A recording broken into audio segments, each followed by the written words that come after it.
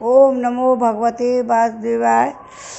भागवत पुराण की भगवान हरिमन नारायण नारायण नारायण श्रीमन नारायण नारायण नारायण श्रीमन नारायण नारायण नारायण भजमन नारायण नारायण नारायण। गोविंद मेरो है गोपाल मेरो है, श्री बांके बिहारी नंदलाल मेरो है। बांके बिहारी जय हो तुम्हारी, जय हो तुम्हारी लाला, जय हो तुम्हारी। गुरुमन नारायण नारायण नारायण भजमन नारायण नारायण नारायण। 22वां अध्याय तृतीय स्कंद का देवहूति के साथ कदम्ब प्रजापति का विवाह।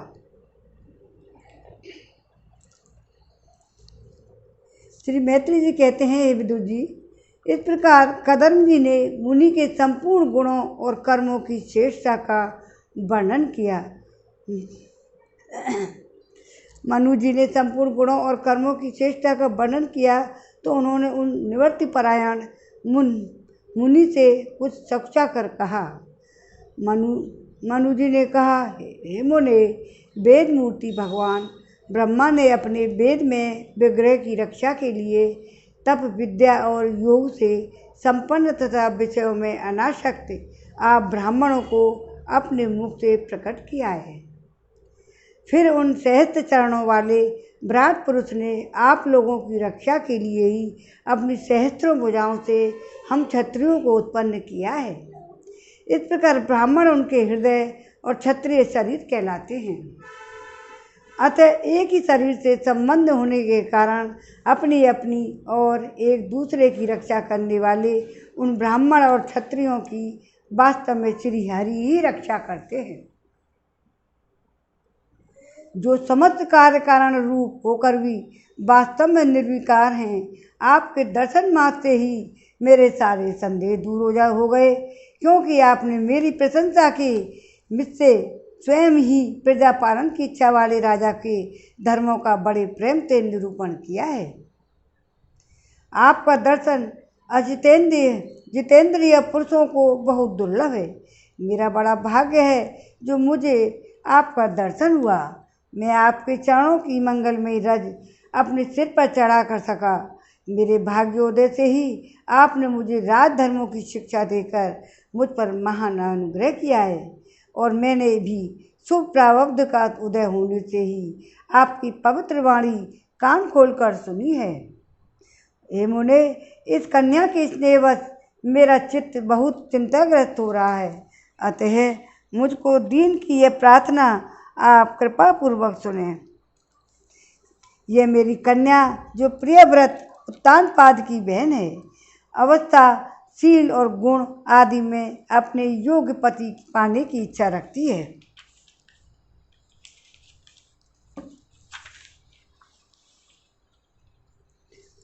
जब से इसने नारद जी के मुख से आपके शील, विद्या, रूप, आयु, गुणों का वर्णन सुना है, तभी से यह आपको अपना पति बनाने का निश्चय कर चुकी है। हे दुज्वर, मैं बड़ी श्रद्धा से आपको यह कन्या समर्पित करता हूँ। आप इसे स्वीकार कीजिए। ये गृहस्थोचित कार्यों के लिए सब प्रकार से आपके योग्य है। जो भोग स्वतः ही प्राप्त हो जाए उसकी अवहेलना करना वृक्त पुरुष को भी उचित नहीं है। फिर विषयासक्त की तो बात ही क्या। जो पुरुष स्वयं प्राप्त हुए भोग का निरादर कर फिर किसी कृपण के आगे हाथ पसारता है, उसका बहुत फैला हुआ यश भी नष्ट हो जाता है और दूसरे के तिरस्कार से मान भंग भी होता है। विद्वान, मैंने सुना है आप विवाह करने के लिए उद्यत हैं। आपका ब्रह्मचर्य एक माह सीमा तक है। आप नैष्ठिक ब्रह्मचारी तो हैं ही नहीं, इसलिए आप अब आप इस कन्या को स्वीकार कीजिए, मैं इसे आपको अर्पित करता हूँ। कदर मुनि ने कहा, ठीक है, मैं विवाह करना चाहता हूँ और आपकी कन्या का अभी किसी के साथ वागदान नहीं हुआ है, इसलिए हम दोनों का सर्वश्रेष्ठ ग्राह्य विधि से विवाह होना ही होगा। राजन, वेदोक्त विवाह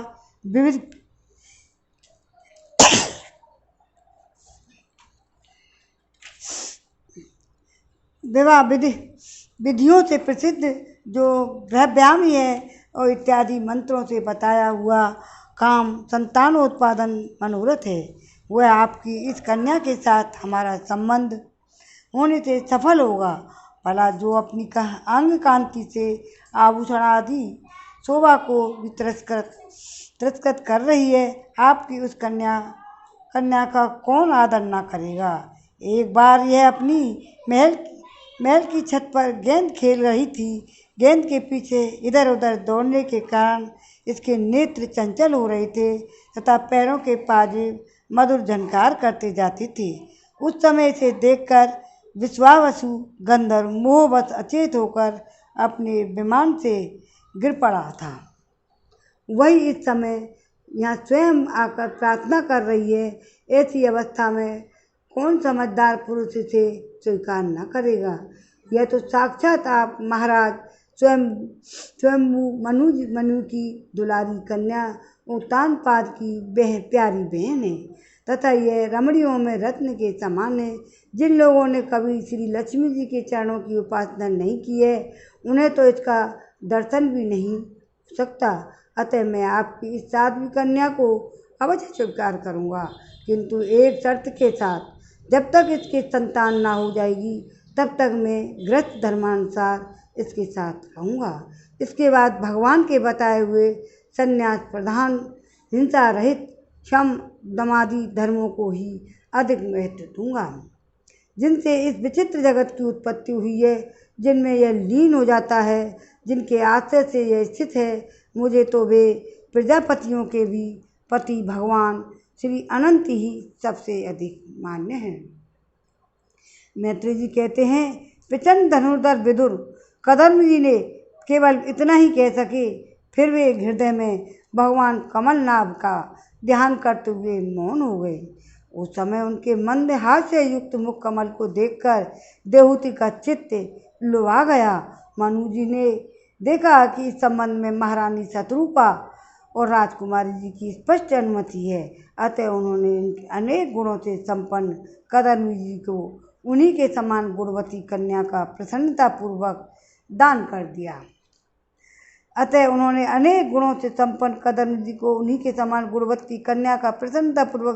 दिया। महारानी शत्रुपा ने भी बेटी और दामाद को बड़े प्रेम पूर्वक बहुत से बहुमूल्य वस्त्र और आभूषण गृहस्थोचित पात्रादि दहेज में दिए। इस प्रकार सुयोग्य वर को अपनी कन्या देकर महाराज मनु निश्चिंत हो गए। चलती बार उसका वियोग न सह सकने के कारण उन्होंने उत्कंठावश विहलचित होकर उसे अपनी छाती से चिपटा लिया और बेटी बेटी कहकर रोने लगे। उनकी आंखों से आंसुओं की झड़ी लग गई। उन्होंने देवहूति के सिर के सारे बाल भिगो दिए।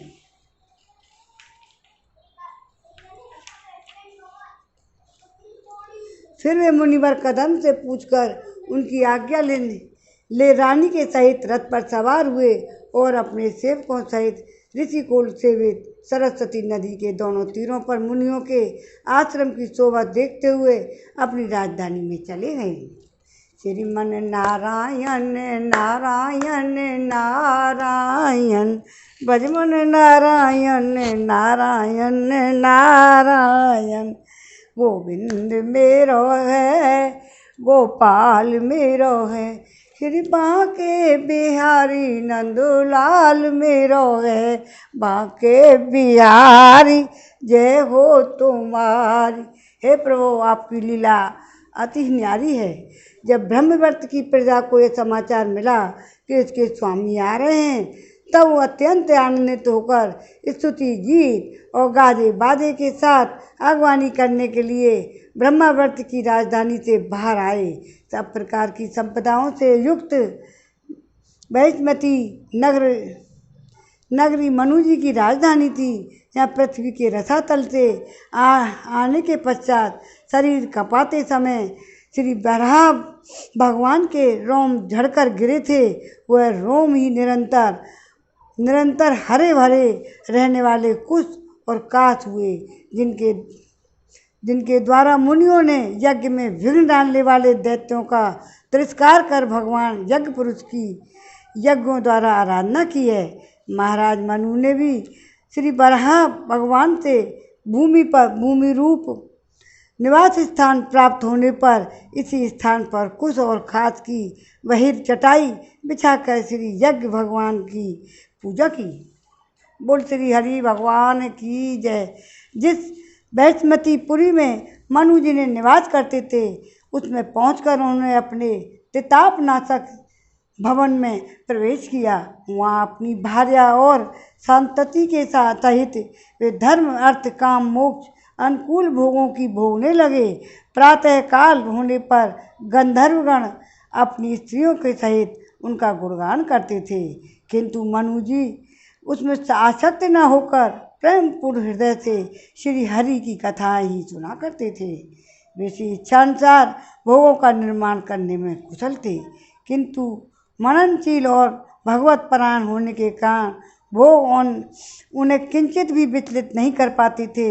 भगवान विष्णु की कथाओं का श्रवण, ध्यान, रचना और निरूपण करते रहने के कारण उनके मनवंतरों को व्यतीत करने वाले क्षण कभी व्यर्थ नहीं जाते थे।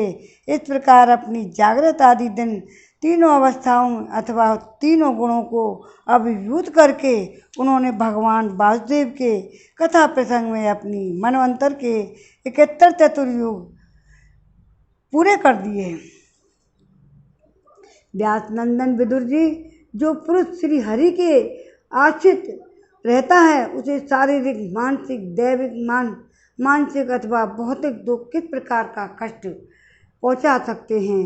मनु जी निरंतर समस्त प्राणियों के हित में लगे रहते थे। मुनियों के पूछने पर उन्होंने मनुष्यों के तथा समस्त वर्ष और आश्रमों के अनेक प्रकार के मंगलमय धर्मों का भी वर्णन किया, जो मनु संहिता के रूप में अब भी उपलब्ध है। सुन रहे हो? जगत के सर्वप्रथम सम्राट महाराज मनु वास्तव में कीर्तन के योग्य थे। यह मैंने उनके अद्भुत चरित्र का वर्णन किया। अब उनकी कन्या देवहूति का प्रभाव सुनो।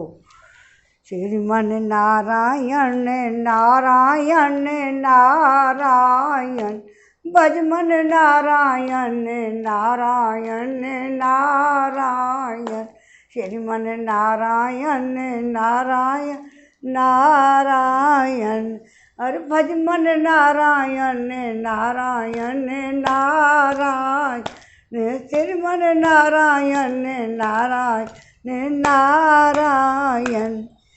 अब 23वां अध्याय, कदर्म और देवहूति का ब्याह। श्री मैत्री जी ने कहा, विदुर जी, माता पिता के चले जाने पर पति के अभिप्राय को समझ लेने में कुशल साध्वी देवहूति कदर्म जी को प्रतिदिन प्रेम पूर्वक सेवा करने लगी। ठीक उसी तरह जैसे श्री पार्वती जी भगवान शंकर की सेवा करती हैं। उसने काम वासना, दम्भ, द्वेष, लोभ, पाप और मद का त्याग कर बड़ी सावधानी और लगन के साथ सेवा में तत्पर रहकर विश्वास, पवित्रता, गौरव, संयम, शुश्रूषा, प्रेम और मधुर भाषण आदि गुणों से अपने परम तेजस्वी पति देव को संतुष्ट कर लिया। देवहूति समझती थी मेरे पति देव से भी बढ़कर हैं, इसलिए वह उनसे बड़ी बड़ी आशाएं रखकर उनकी सेवा में लगी रहती थी। इस प्रकार बहुत दिनों तक अपना अनुवर्तन करने वाली उस मनुपुत्री को व्रतादि का पालन करने से दुर्बल हुई देव ऋषि श्रेष्ठ कदर्म को दयावश कुछ खेद हुआ और उन्होंने उससे प्रेम गदगद वाणी में कहा,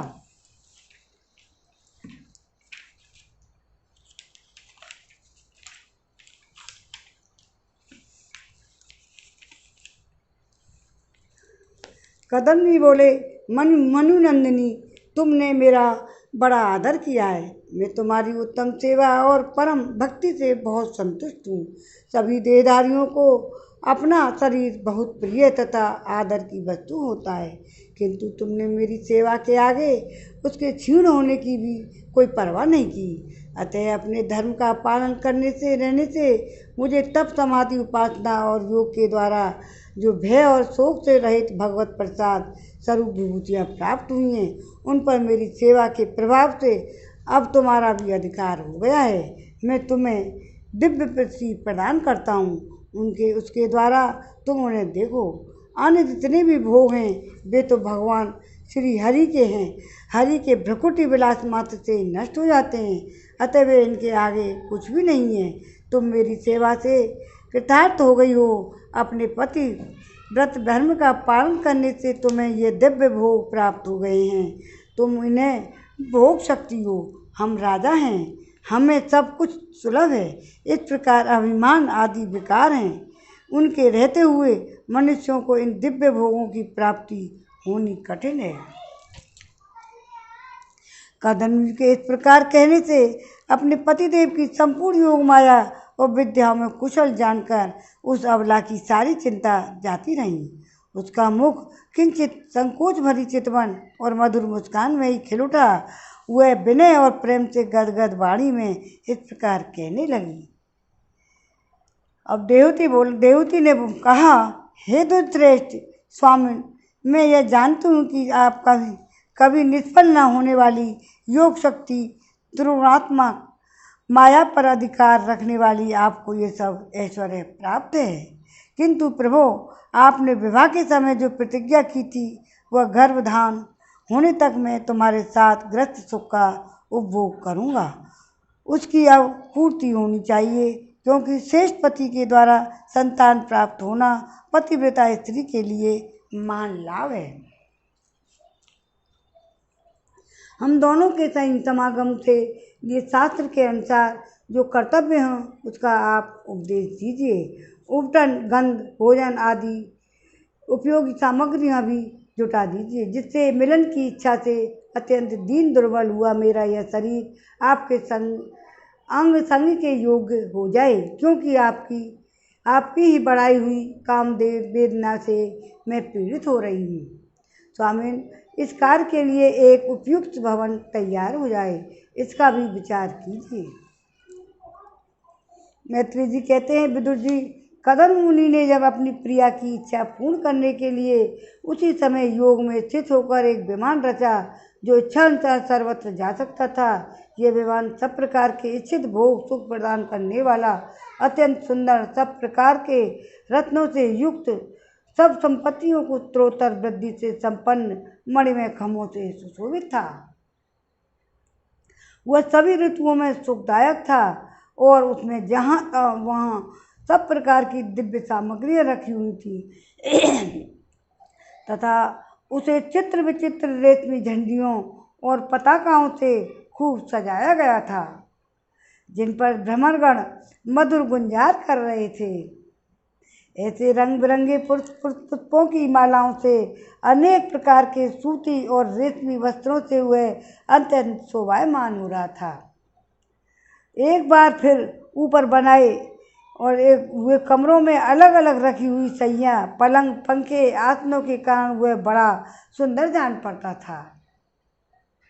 जहाँ तहाँ दीवारों में की हुई शिल्प रचना से उसकी अपूर्व शोभा हो रही थी। उसमें पन्ने का फर्श था और बैठने के लिए मूंगे की बेदियाँ बनाई गई थी। मूंगों की ही देहलियाँ थीं। उसमें द्वारों पर हीरे के किवाड़ थे तथा इंद्रनील मणि के शिखरों पर सोने के कलश रखे हुए थे। उसी हीरे की दीवार में बढ़िया लाल जड़े हुए थे, जो ऐसे जान पड़ते थे मानो विमान की आंखें हों। उसे रंग बिरंगे चंदोबे, बहुमूल्य सुनहरी बंधनवारों से सजाया गया था।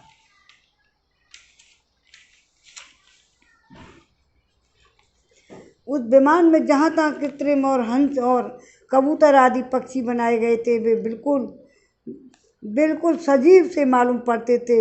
उन्हें अपनी सजाती है समझकर बहुत से हंस और कबूतर उनके पास बैठ बैठकर बोली बोलते थे। उसमें सुविधा अनुसार क्रीड़ा स्थली, शयन गृह, बैठक आंगन और चौक आदि भी बनाई गई थी, जिनके कारण वह विमान स्वयं कदम जी को भी विस्मित सा कर रहा था। ऐसे सुंदर घर को भी जब देवती ने बहुत प्रसन्न चित्त से नहीं देखा तो सबके आंतरिक भावना की परख लेने वाले कदम जी ने स्वयं ही कहा था कि भीरू, तुम इस बिंदु सरोवर में स्नान करके विमान पर चढ़ जाओ। यह विष्णु भगवान का रचा हुआ तीर्थ मनुष्यों का सभी कामनाओं को प्राप्त कराने वाला है। कमल लोचना देवती ने अपने पति की यह बात मानकर सरस्वती के पवित्र जल से भरे हुए उस सरोवर में प्रवेश किया। उस समय वह बड़ी मैली कुचैली साड़ी पहने हुए थी और उसके सिर के बाल चिपक जाने से उनकी लटें पड़ गई थी। शरीर में मैल जम गया था तथा स्तन कांतिहीन हो गए थे। सरोवर में गोता लगाने पर उसने उसके भीतर एक महल में 1000 कन्याएं देखी।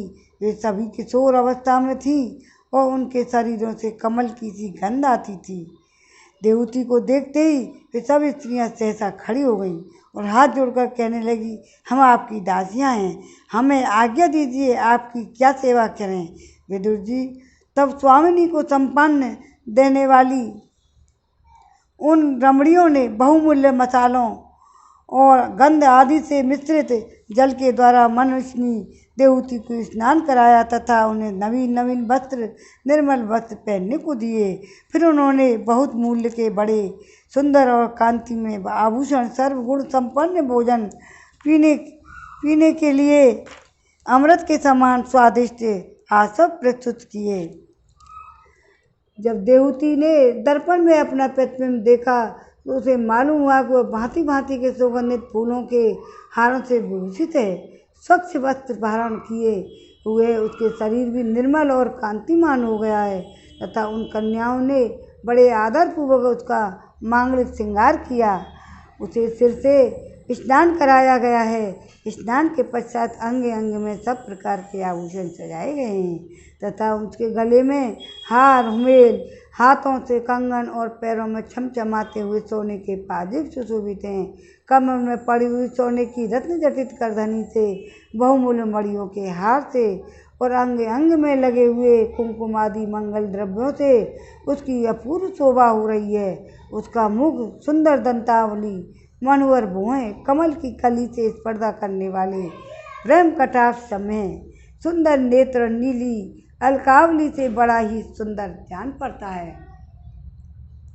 विदुर जी, जब देवती ने अपने प्रिय पतिदेव का स्मरण किया तो वे अपने को सहेलियों सहित वहीं पाया जहाँ प्रजापति कदम जी विराजमान थे। उस समय अपने को सहस्त्रों स्त्रियों के सहित अपने प्राणनाथ के सामने देख इसे उनके योग का प्रभाव समझकर देवती को बड़ा ही विस्मय हुआ।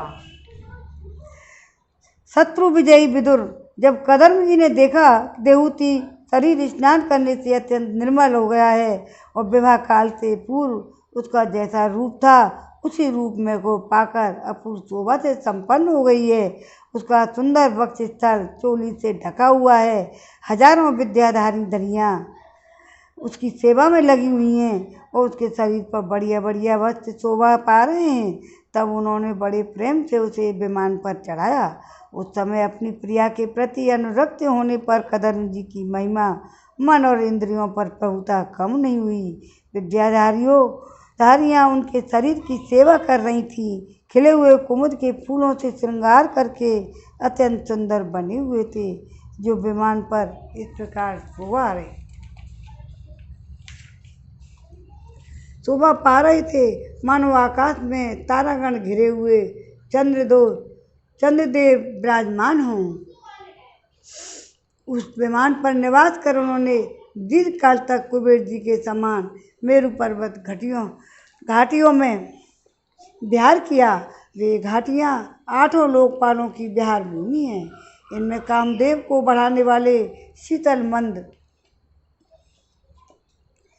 शीतल मंद और सुगंध वायु चलकर इनकी कमनीय शोभा का विस्तार करती हैं तथा श्री गंगा जी के स्वर्गलोक से गिरने की मंगलमय ध्वनि निरंतर गूंजती रहती है।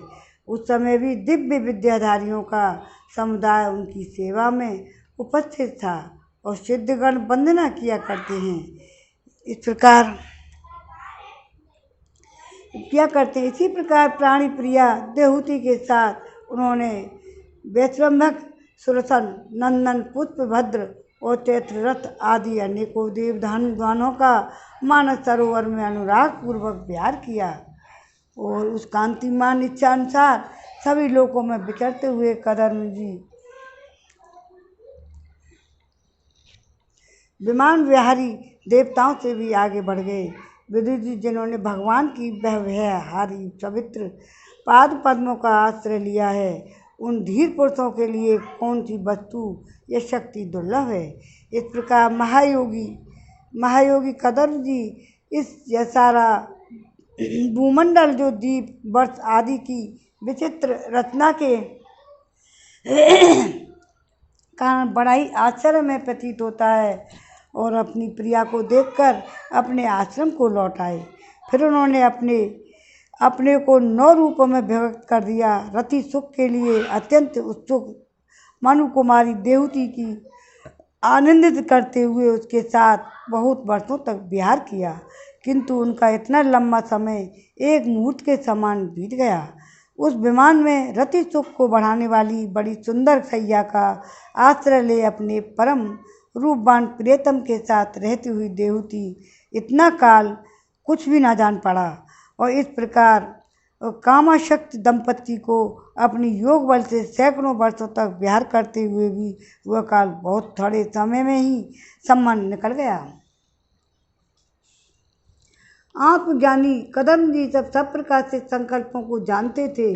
देवती को संतान प्राप्ति के लिए उत्सुक देख भगवान के आदेश को स्मरण कर उन्होंने अपने स्वरूप के 9 विभाग किए तथा कन्याओं को उत्पत्ति के लिए एकाग्र चित्त से अर्धांग रूप से अपनी पत्नी की भावना करते हुए उसके गर्भ में वीर्य स्थापित किया। इससे देवहूति के एक साथ ही 9 कन्याएं पैदा हुईं। वे सभी सर्वांग सुंदरी थीं और उनके शरीर से लाल कमल की सी सुगंध निकलती थी। इसी समय शुद्ध स्वभाव वाली सती देवहूति ने देखा कि पूर्व प्रतिज्ञा के अनुसार उसके पतिदेव संन्यासरम ग्रहण करके वन को जाना चाहते हैं, तो उसने अपने आंसुओं को रोककर ऊपर से मुस्कुराते हुए व्याकुल एवं संतप्त हृदय से धीरे धीरे अति मधुर वाणी में कहा। उस समय वह सिर नीचा किए हुए अपने नखमणि मंडित चरण कमल से पृथ्वी को क्रोध रही थी। देवहूति ने कहा, भगवान आपने जो कुछ प्रतिज्ञा की थी। देवहूति कौन थी? मनु की पुत्री, देव और कदम ऋषि की पत्नी। वह सब तो पूर्णतः निभा दी, तो भी मैं आपकी शरणागत हूँ, अतः आप मुझे अभय दान कर दीजिए और दीजिए। ब्राह्मण इन कन्याओं के लिए योग्य वर खोजने पड़ेंगे और आपके वन को चले जाने के बाद मेरे जन्म मरण रूप शोक को दूर करने के लिए भी कोई होना चाहिए। हे प्रभु, अब तक परमात्मा से विमुख रहकर मेरा जो समय इंद्रिय सुख भोगने में बीता है वह तो निरर्थक ही गया। आपके परम प्रभाव को न जानने के कारण ही मैंने इंद्रियों के विषयों में आसक्त रहकर आपसे अनुराग किया, तथापि यह भी मेरे संसार भय को दूर करने वाला ही होना चाहिए। अज्ञानवश सत्पुरुषों के साथ किया हुआ जो संग संसार बंधन का कारण होता है, वही सत्पुरुषों के साथ किए जाने पर असंगता का प्रदान करता है। संसार में जिस पुरुष के कर्मों से न तो धर्म का संपादन होता है, न वैराग्य उत्पन्न होता है और न ही भगवान की सेवा की संपन्न होती है, वह पुरुष जीते हुए मुर्दे के समान है। अवश्य ही मैं भगवान की माया से बहुत ठगी सी गई। जो आप जैसे मुक्तिदाता पतिदेव को पाकर भी मैंने संसार बंधन से छूटने की इच्छा नहीं की। 23वां अध्याय प्रसंग यहीं समाप्त करते हैं। चलो बंद कर दो।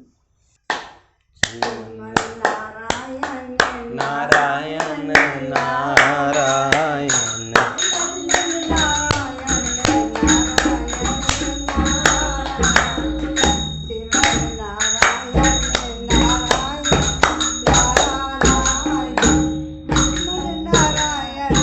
दादाजी का भजन सुनिए आप। ये तो बता दो बरसाने वाली, ये तो बता दो बरसाने वाली, मैं कैसे तुम्हारी लगन छोड़ दूंगा, मैं कैसे तुम्हारी लगन छोड़ दूंगा। तेरी दया पर ये जीवन है मेरा, तेरी दया पर ये जीवन है मेरा, मैं कैसे तुम्हारी शरण छोड़ दूंगा, मैं कैसे तुम्हारी शरण छोड़ दूंगा। न पूछो कि ये मैंने अपराध क्या क्या, न पूछो कि ये मैंने अपराध क्या क्या। कहीं ये ज़मीन आसमां हिल न जाए, कहीं ये ज़मीन आसमां हिल न जाए, जब तक श्री राधा रानी क्षमा ना करोगी, जब तक श्री राधा रानी क्षमा ना करोगी, मैं कैसे तुम्हारे चरण छोड़ दूंगा, मैं कैसे तुम्हारे चरण छोड़ दूंगा। बहुत ठोकरें खा चुका जिंदगी में, तमन्ना तुम्हारे दीदार की है, तमन्ना तुम्हारे दीदार की है। जब तक श्री राधा रानी दर्शन न दोगी, जब तक श्री राधा रानी दर्शन न दोगी, मैं कैसे तुम्हारा भजन छोड़ दूंगा, मैं कैसे तुम्हारा भजन छोड़ दूंगा।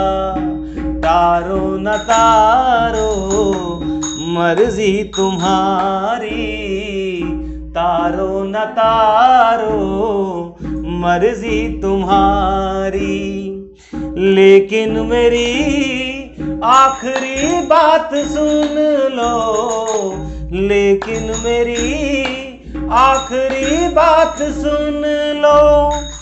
मुझको श्री राधा रानी जो दर से हटाया, मुझको श्री राधा रानी जो दर से हटाया, तुम्हारे ही दर पे मैं दम तोड़ दूंगा, तुम्हारे ही दर पे मैं दम तोड़ दूंगा। किशोरी कुछ ऐसा इंतजाम हो जाए, किशोरी कुछ ऐसा इंतजाम हो जाए, जुबां पे राधा राधा राधा नाम हो जाए, किशोरी कुछ ऐसा इंतजाम हो जाए। श्री राधे श्री राधे राधे श्री राधे, श्री राधे श्री राधे, श्री राधे श्री राधे राधे श्री राधे। बोल सियापत रामचंद्र की जय, बोल जय श्री राधे।